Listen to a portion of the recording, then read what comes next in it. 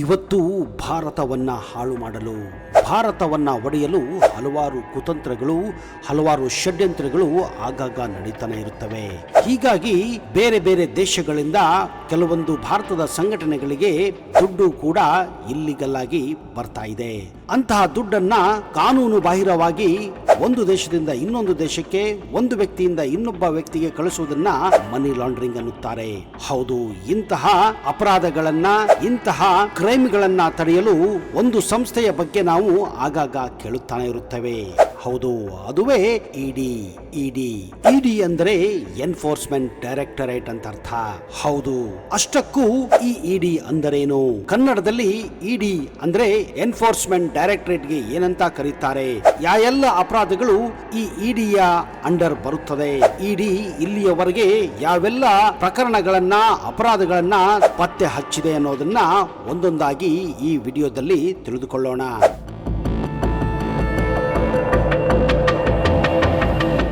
ಜಾರಿ ನಿರ್ದೇಶನಾಲಯ ಅಂದ್ರೆ ಎನ್ಫೋರ್ಸ್ಮೆಂಟ್ ಡೈರೆಕ್ಟರೇಟ್, ಇದನ್ನ ಶಾರ್ಟ್ ಆಗಿ ಇಡಿ ಅಂತ ಕರೀತಾರೆ. ಇದು ಭಾರತ ಸರ್ಕಾರದ ಒಂದು ಪ್ರಮುಖ ಸಂಸ್ಥೆಯಾಗಿದೆ. ಆರ್ಥಿಕ ಅಪರಾಧಗಳನ್ನ ತಡೆಗಟ್ಟಲು ಮತ್ತು ಆರ್ಥಿಕ ಕಾನೂನನ್ನ ಜಾರಿಗೊಳಿಸಲು ಈ ಸಂಸ್ಥೆಯನ್ನ ಸ್ಥಾಪಿಸಲಾಗಿದೆ. ಹಾಗೂ ಅವು ಪಾಲನೆಯಲ್ಲಿರುವಂತೆ ನಿಗಾ ವಹಿಸುವ ಕರ್ತವ್ಯ ಈ ಸಂಸ್ಥೆಗಿದೆ. ದೇಶದೊಳಗೆ ನಡೆಯುವ ಆರ್ಥಿಕ ಅಪರಾಧಗಳ ಮೇಲೆ ಕಣ್ಣುಗಾವಲು ಇಡುವ ಅಧಿಕಾರ ಈ ಜಾರಿ ನಿರ್ದೇಶನಾಲಯಕ್ಕಿದೆ. ಇದು ಹಣಕಾಸು ಸಚಿವಾಲಯದ ಅಡಿಯಲ್ಲಿ ಕಾರ್ಯನಿರ್ವಹಿಸುತ್ತದೆ ಮತ್ತು ಮನಿ ಲಾಂಡ್ರಿಂಗ್ ತಡೆ ಕಾಯ್ದೆ ಮತ್ತು ವಿದೇಶಿ ವಿನಿಮಯ ನಿರ್ವಹಣಾ ಕಾಯ್ದೆ, ಹೀಗೆ ಹಲವು ಕಾನೂನುಗಳನ್ನ ಇದು ಜಾರಿಗೆಗೊಳಿಸಿದೆ. ಅಷ್ಟಕ್ಕೂ ಈ ಜಾರಿ ನಿರ್ದೇಶನಾಲಯ ಸ್ಥಾಪನೆಯಾಗಿದ್ದು ಯಾವಾಗ?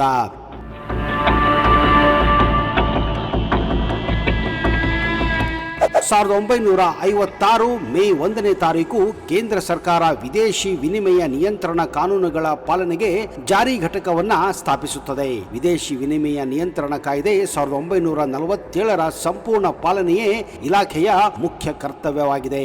ಮುಂದೆ 1957ರಲ್ಲಿ ಇದೇ ಘಟಕವನ್ನ ಜಾರಿ ನಿರ್ದೇಶನಾಲಯ ಅಂದ್ರೆ ಎನ್ಫೋರ್ಸ್ಮೆಂಟ್ ಡೈರೆಕ್ಟರೇಟ್ ಅಂತ ಮತ್ತೆ ಮರುನಾಮಕರಣವನ್ನ ಕೂಡ ಮಾಡಲಾಗುತ್ತದೆ. ಇದರ ಕಾರ್ಯವೈಖರ್ಯಗಳು: ಇಡಿಯ ಮುಖ್ಯ ಕಾರ್ಯಗಳು ಆರ್ಥಿಕ ಅಪರಾಧಗಳ ತನಿಖೆ ಮತ್ತು ಜಾರಿ ಮಾಡುವುದಾಗಿದೆ. ಮನಿ ಲಾಂಡ್ರಿಂಗ್ ತಡೆಗಟ್ಟುವಿಕೆ, ವಿದೇಶ ವಿನಿಮಯ ಕಾನೂನು ಉಲ್ಲಂಘನೆ ತನಿಖೆ ಮತ್ತು ಆರ್ಥಿಕ ಅಪರಾಧಗಳ ವಿರುದ್ಧ ಕ್ರಮ ಕೈಗೊಳ್ಳುವುದು. ಇಡಿ ಹಣಕಾಸು ಸಚಿವಾಲಯದ ಕಂದಾಯ ಇಲಾಖೆಯ ಅಡಿಯಲ್ಲಿ ಕಾರ್ಯವನ್ನ ನಿರ್ವಹಿಸುತ್ತದೆ. ಜಾರಿ ನಿರ್ದೇಶನಾಲಯದ ಕೇಂದ್ರ ಕಚೇರಿ ನವದೆಹಲಿಯಲ್ಲಿ ಇದ್ದು ಜಾರಿ ನಿರ್ದೇಶಕರು ಇದರ ಮುಖ್ಯ ಅಧಿಕಾರಿಗಳಾಗಿರುತ್ತಾರೆ.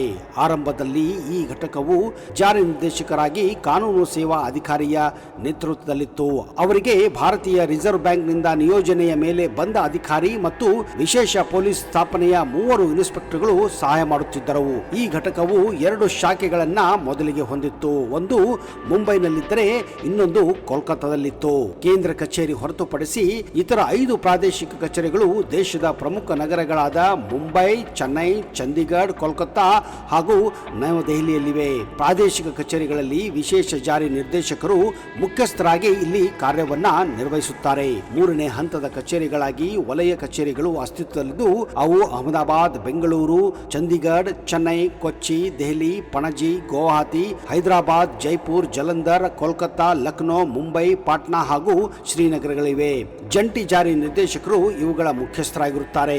ಇಡಿಯಲ್ಲಿ ಭಾರತೀಯ ಕಂದಾಯ ಸೇವೆ ಅಂದ್ರೆ ಇಂಡಿಯನ್ ರೆವಿನ್ಯೂ ಸರ್ವಿಸ್, ಭಾರತೀಯ ಪೊಲೀಸ್ ಸೇವೆ ಅಂದ್ರೆ ಇಂಡಿಯನ್ ಪೊಲೀಸ್ ಸರ್ವಿಸ್ ಅಂದ್ರೆ IPS ಮತ್ತು ಭಾರತೀಯ ಆಡಳಿತ ಸೇವೆ ಅಂದ್ರೆ IAS ಇಂಡಿಯನ್ ಅಡ್ಮಿನಿಸ್ಟ್ರೇಷನ್ ಸರ್ವಿಸ್ ಮತ್ತು ಕಂದಾಯ ತೆರಿಗೆ ಅಂದ್ರೆ ಇನ್ಕಮ್ ಟ್ಯಾಕ್ಸ್ ಅಧಿಕಾರಿಗಳು ಕೆಲಸವನ್ನ ಮಾಡುತ್ತಾರೆ.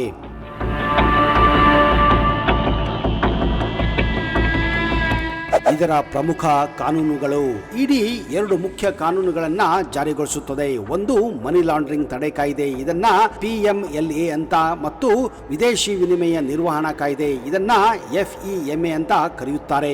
ಆರ್ಥಿಕ ಕಾನೂನಿನ 2 ಮುಖ್ಯ ಕಾಯ್ದೆಗಳಾದ ವಿದೇಶಿ ವಿನಿಮಯ ನಿರ್ವಹಣಾ ಕಾಯ್ದೆ 1999 ಹಾಗೂ ಕಪ್ಪು ಹಣ ಬದಲು ತಡೆ ಕಾಯ್ದೆ 2002 ಮನಿ ಲಾಂಡ್ರಿಂಗ್ ತಡೆ ಕಾಯ್ದೆಗಳನ್ನ ದೇಶದ ಒಳಗೆ ಸಮರ್ಥವಾಗಿ ಜಾರಿಗೊಳಿಸುವುದು ಹಾಗೂ ಅವು ಎಲ್ಲಿ ಎಲ್ಲಿಯೂ ಉಲ್ಲಂಘನೆಯಾಗದಂತೆ ನೋಡಿಕೊಳ್ಳುವುದು ಇಡಿ ಅಂದ್ರೆ ಜಾರಿ ನಿರ್ದೇಶನಾಲಯದ ಮುಖ್ಯ ಕರ್ತವ್ಯಗಳಾಗಿವೆ. ಕಪ್ಪು ಹಣವನ್ನು ಅಕ್ರಮವಾಗಿ ಅಥವಾ ವಾಮ ಮಾರ್ಗದ ಮುಖಾಂತರ ಬಳಸುವುದು ಅಪರಾಧವಾಗಿದ್ದು, ಇಂತಹ ಅಪರಾಧಗಳು ನೇರವಾಗಿ ಜಾರಿ ನಿರ್ದೇಶನಾಲಯದ ವ್ಯಾಪ್ತಿಯವಾಗಿ ಬರುತ್ತದೆ. ಜಾರಿ ನಿರ್ದೇಶನಾಲಯದ ಕ್ರಮಗಳು: ಇಡಿ ಇಂತಹ ಅಪರಾಧಗಳನ್ನ ಮಾಡಿದವರ ಆಸ್ತಿಗಳನ್ನ ವಶಪಡಿಸಿಕೊಳ್ಳುವುದು, ಶೋಕಾಸ್ ನೋಟಿಸ್ ನೀಡುವುದು, ಬಂಧಿಸುವುದು ಮತ್ತು ಪ್ರಕರಣವನ್ನ ನ್ಯಾಯಾಲಯಕ್ಕೆ ಒಪ್ಪಿಸುವುದು ಮುಖ್ಯ ಕಾರ್ಯಗಳಾಗಿವೆ.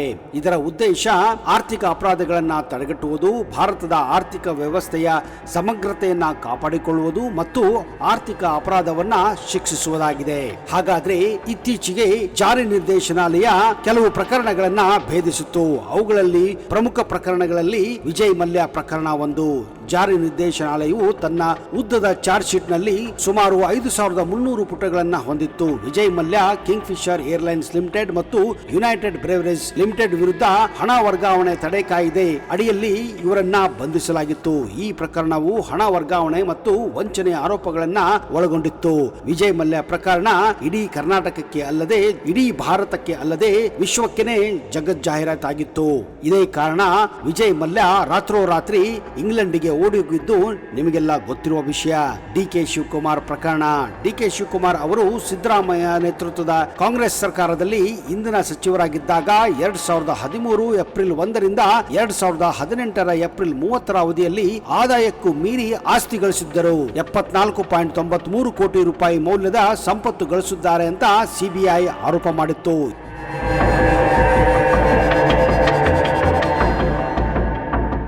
2017ರಲ್ಲಿ ಶಿವಕುಮಾರ್ ಮನೆ ಮತ್ತು ಕಚೇರಿಗಳ ಮೇಲೆ ಆದಾಯ ತೆರಿಗೆ ಇಲಾಖೆ ನಡೆಸಿದ ಶೋಧ ಕಾರ್ಯಾಚರಣೆಗಳ ಆಧಾರ ಮೇಲೆ ಜಾರಿ ನಿರ್ದೇಶನಾಲಯ ಅಂದ್ರೆ ಇಡಿ ಕೂಡ ಡಿಕೆ ಶಿವಕುಮಾರ್ ವಿರುದ್ಧ ತನಿಖೆಯನ್ನ ಆರಂಭಿಸಿತ್ತು.